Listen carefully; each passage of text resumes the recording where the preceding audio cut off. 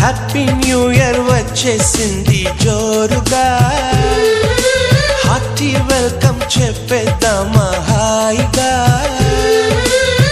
కొత్త కొత్త ఊహల్లో తెలిపోటియా, మనసులోని ఆశల్ని పంచుకో బ్రదర్. గుండెలోని భావాలు గుప్పుమన్న ఈ వేళ, కదిలల్లే కాలపు కన్నెకి టాటా చెప్పుదామా. జనవరితో అడుగులు వేస్తూ ముందుకి పోదామా.